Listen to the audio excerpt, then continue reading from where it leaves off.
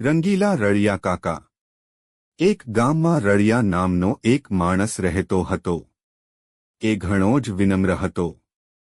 તેનો સ્વભાવ ઘણો આનંદી હતો એટલે લોકો તેને રંગીલા રળિયા કાકા કહેતા।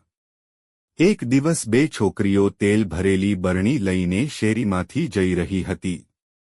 એક છોકરી બીજી છોકરીને એના કુટુંબની સમસ્યાઓ વિશે કહેતી હતી। એના પપ્પાની તબિયત સારી નહોતી રહેતી, મમ્મી ચિંતામાં જ રહેતી, ભાઈ પરીક્ષામાં નાપાસ થયા કરતો।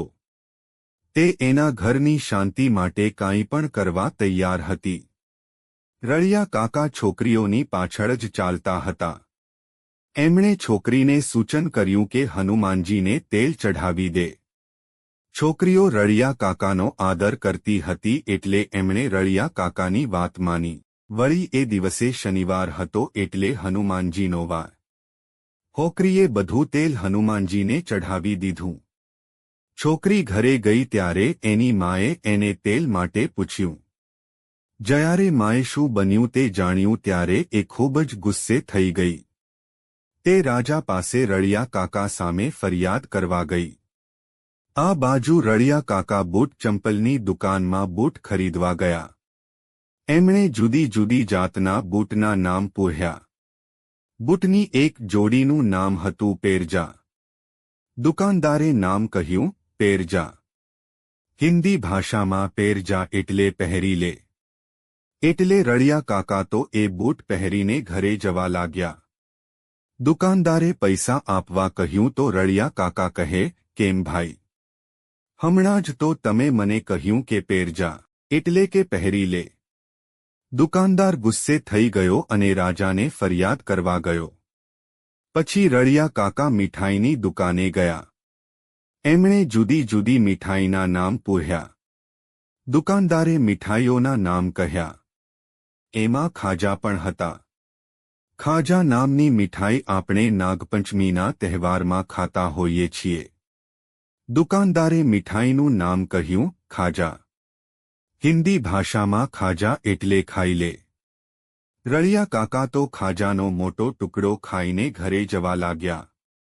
મીઠાઈનો દુકાનદાર પણ રાજાને ફરિયાદ કરવા ગયો।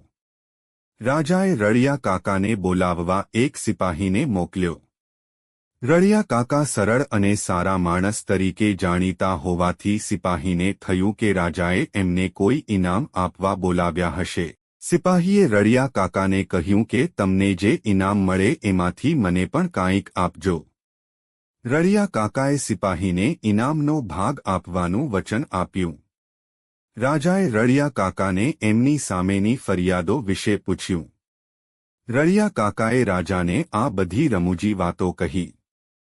હનુમાનજીને તેલ ચઢાવવાની, બૂટ પહેરી લેવાની અને ખાજા ખાઈ જવાની વાતો માણીને રાજા ખૂબ હસ્યા। રાજાએ ખુશ થઈને રળિયા કાકાને કોઈ ઇનામ માંગવા કહ્યું। રળિયા કાકાએ ઇનામમાં ચાબુકના 100 ફટકા માંગ્યા। રાજા તો આ સાંભળીને સ્તબ્ધ થઈ ગયા।